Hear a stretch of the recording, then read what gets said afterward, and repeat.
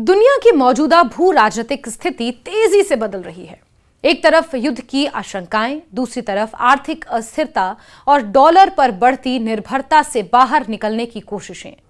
इन सब के बीच अब सोने के साथ साथ चांदी भी वैश्विक रणनीति का अहम हिस्सा बनती जा रही है। जिस चांदी को लंबे समय तक सिर्फ गहनों या बर्तनों तक सीमित माना जाता था, वही आज दुनिया की बड़ी ताकतों के लिए रणनीतिक संपत्ति बन चुकी है। अमेरिका, चीन, रूस और सऊदी अरब जैसे देश अब सोने की तरह चांदी का भी भंडार बढ़ाने में जुटे हैं। यही वजह है कि 2025-26 में चांदी की कीमतें रिकॉर्ड ऊंचाई पर पहुंच गई हैं और निवेशकों की नजरें इस धातु पर टिकी हुई हैं। असल में चांदी की बढ़ती अहमियत के पीछे सिर्फ निवेश का नजरिया नहीं है, बल्कि इसका औद्योगिक महत्व भी तेजी से बढ़ा है। Solar energy, electric vehicles, artificial intelligence, semiconductor और रक्षा तकनीक जैसे क्षेत्रों में चांदी की मांग लगातार बढ़ रही है। इसके साथ ही मेक्सिको और चीन जैसे बड़े उत्पादक देशों द्वारा चांदी के निर्यात पर लगाए गए प्रतिबंधों ने वैश्विक सप्लाई को और सीमित कर दिया है।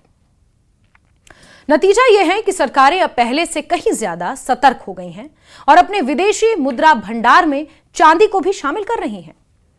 रूस उन देशों में शामिल है जिसने हाल ही के वर्षों में कीमती धातुओं के भंडारण को रणनीतिक हथियार के तौर पर इस्तेमाल करना शुरू किया है। पश्चिमी देशों के प्रतिबंधों के बाद रूस ने डॉलर और यूरो पर निर्भरता कम करने के लिए सोने के साथ साथ चांदी को भी अपने स्टेट फंड में शामिल कर लिया। रूस हर साल लगभग 62 अरब रुपए मूल्य की कीमती धातुएं, जिनमें सोना, चांदी और प्लैटिनम शामिल है, खरीद रहा है। रूस की नीति साफ है कि भविष्य की आर्थिक और राजनीतिक अनिश्चितताओं से निपटने के लिए हार्ड एसेट्स का मजबूत भंडार जरूरी है। चीन की बात करें तो वह चांदी को सिर्फ निवेश के रूप में नहीं, बल्कि औद्योगिक जरूरत के लिहाज से भी बेहद अहम मानता है। दुनिया का सबसे बड़ा सोलर पैनल निर्माता और इलेक्ट्रिक वाहनों का बड़ा बाजार होने के कारण चीन ने चांदी का विशाल रणनीतिक भंडार तैयार किया है। सोलर सेल्स और ईवी बैटरियों में चांदी की खपत लगातार बढ़ रही है। यही वजह है कि चीन के पास हजारों टन चांदी का सुरक्षित स्टॉक मौजूद है, जिससे वो घरेलू उद्योगों की जरूरतों के लिए इस्तेमाल करता है। विशेषज्ञ मानते हैं कि आने वाले वर्षों में चीन इस भंडार को और बढ़ा सकता है। वहीं अमेरिका भी इस दौड़ में पीछे नहीं है। अमेरिकी सरकार के पास सिल्वर ईगल सिक्कों के रूप में चांदी का बड़ा भंडार है, जिसे दशकों से सुरक्षित रखा जा रहा है। इसके अलावा अमेरिकी रक्षा विभाग के पास भी चांदी का रणनीतिक स्टॉक मौजूद है, जिसका इस्तेमाल सैन्य और तकनीकी जरूरतों के लिए किया जाता है। 2025 के बाद से अमेरिका ने अपने चांदी भंडार को और मजबूत करने की दिशा में कदम तेज कर दिए हैं। डॉलर में उतार चढ़ाव और वैश्विक तनाव के बीच अमेरिका भी ये समझ चुका है कि सोने के साथ चांदी जैसे हार्ड एसेट्स आर्थिक सुरक्षा की मजबूत ढाल बन सकते हैं। मिडिल ईस्ट का अहम देश सऊदी अरब भी अब सिर्फ तेल पर निर्भर नहीं रहना चाहता। तेल के बदले संपत्ति को सुरक्षित रखने की नीति के तहत सऊदी अरब ने हाल ही के वर्षों में चांदी की बड़ी खरीदारी शुरू की है। सऊदी अरब की रणनीति यह है कि ऊर्जा बाजार में आने वाले उतार चढ़ाव के बीच उसकी संपत्ति विविध और सुरक्षित बनी रहे। चांदी को यह एक ऐसे एसेट के तौर पर देख रहा है जो भविष्य में ऊर्जा और तकनीक दोनों क्षेत्रों में काम आएगा। बात यूरोप की करें तो यूरोप में पोलैंड का नाम भी इसी सूची में तेजी से उभर रहा है।